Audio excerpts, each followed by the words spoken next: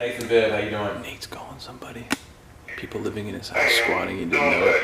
All right, so my inspector went out to the Garden Street property on Friday. You know, we talked about it and the people that were there. So these were the tenants, and apparently they've been there for a long time, right? So obviously you're aware that these people were renting at some point, right? Right. Okay, so like what happened there?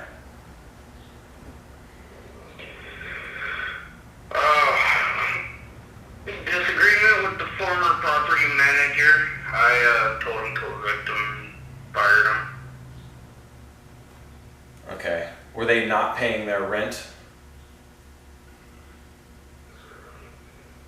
Yeah, they were way behind, and I caught him with his hand in the jar.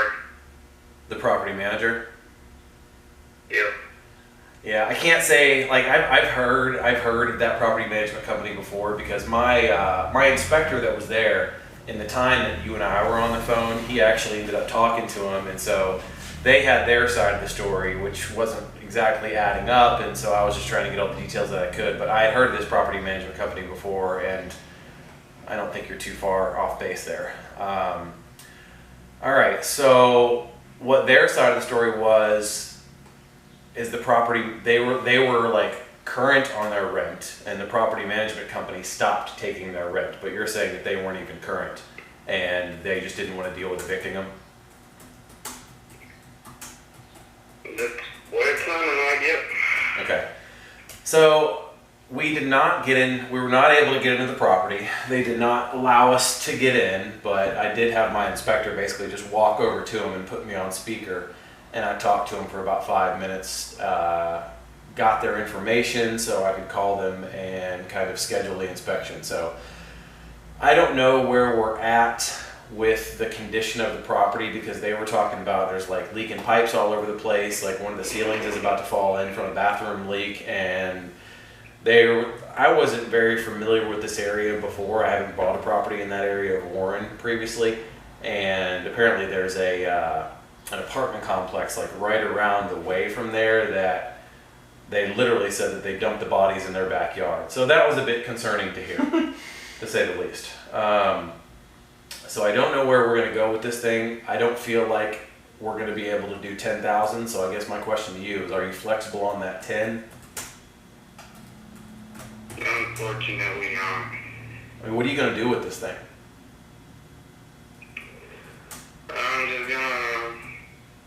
I'll just hand it over to my mom. What's she going to do with it? Selling it, I have no idea. Quite honestly, I don't care. I mean, what is the story here? 'Cause you mentioned your mom a couple times. So what was her, did she originally have this property and give it to you, or like what's the story there? Yeah, she bought it some number of years back and wanted to do a kind of like a fix and flip or a fix and rent. I'm not quite sure. Yeah. But my stepdad and I spent 2 years up there working on that house, and he died while we were working on it. And so she kind of just gifted me the house. Put it in my name and was like, here you go, for all your problems.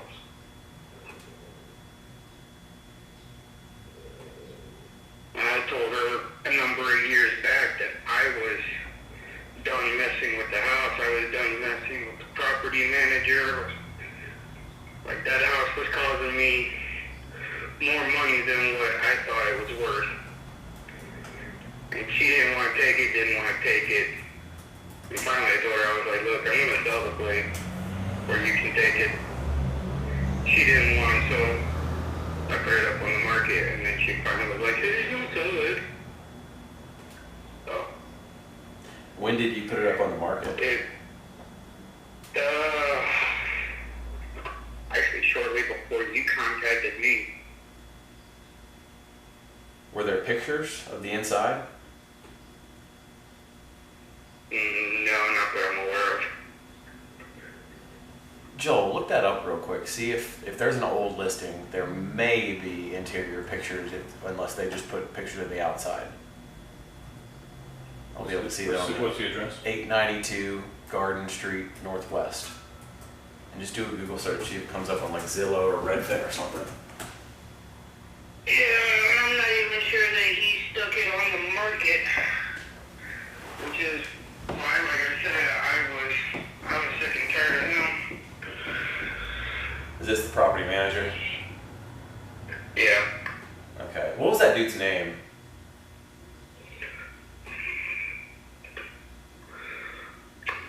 Rodney. Yeah, okay. I've heard that name. I never met him, but I've heard the name. Alright. So if you give this headache back to your mom, I mean, what is she gonna evict these people? Is she gonna find a new management company? Is she gonna what's she gonna do with it? Like I said, I have no idea, and I don't really care. So if you're gonna give it away and you're not flexible on the $10,000 price, I mean, what's up with that? Because most of it was going back to her anyways. Oh, To pay for what she sunk into it. got you.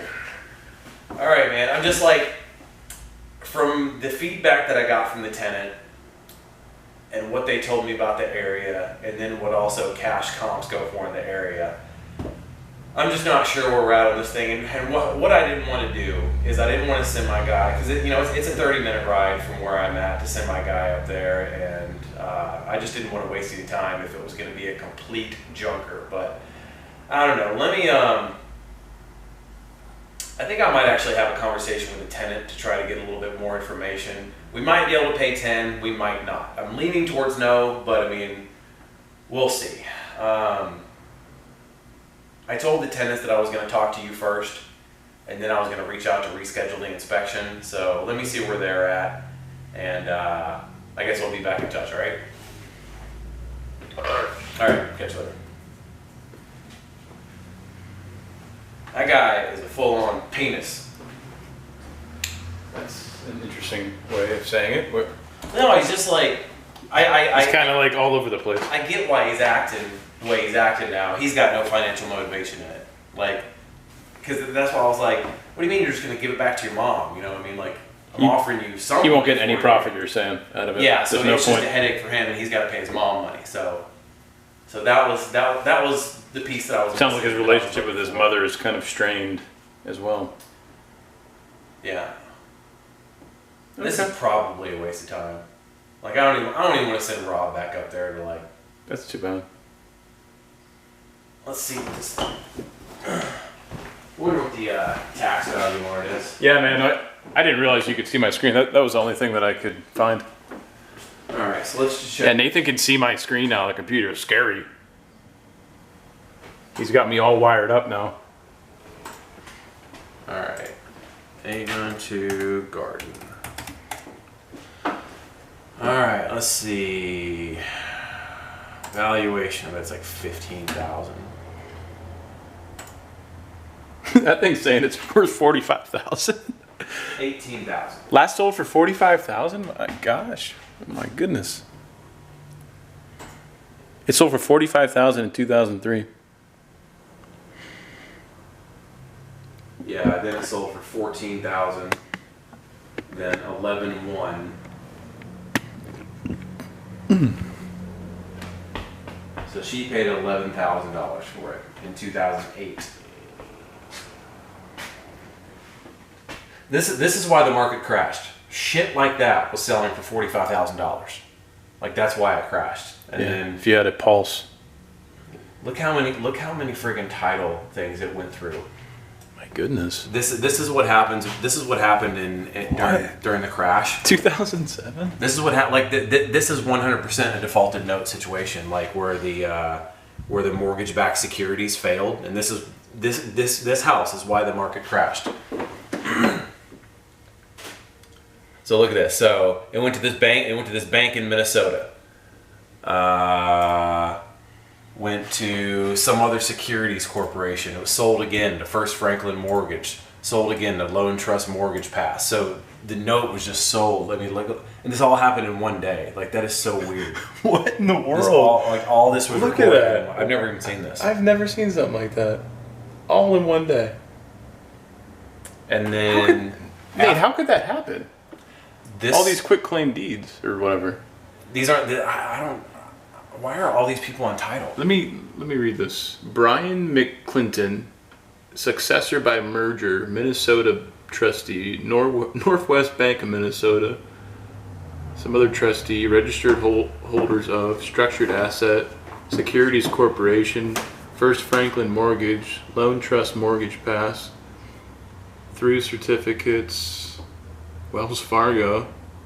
It's the only name I recognize. And then what? It ended with Wells Fargo. One of the Blackstone Real Estate. We were talking about that. Blackstone. That's a hedge fund that bought. Yeah. Yep. So they were buying packages of these houses, and then they would sell them off. That's interesting. So then Melissa Caldwell. You need to call her. well, that's his mom. Yeah. Yeah. So We were just talking to Trent Caldwell. Sorry, man, you're going to be on YouTube, but it is what it is. So anyway, so it says it's $18,000. So I think what we'll do is you should call the tenant. Just be like, hey, I sent my. Why me? Because you're the acquisitions guy. This is your deal. So if it falls apart, you lose the money. So you should call the tenant, and remember everything up until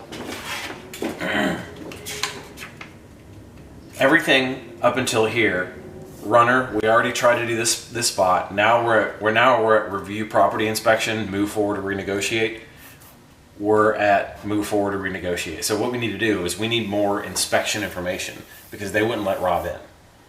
So now we need to figure out, let's just call the tenants and let's get some general condition on from the people that live there that we never got from the owner in the original phone call. So instead of having Rob drive up there 30 minutes and hobble around, let's cut that.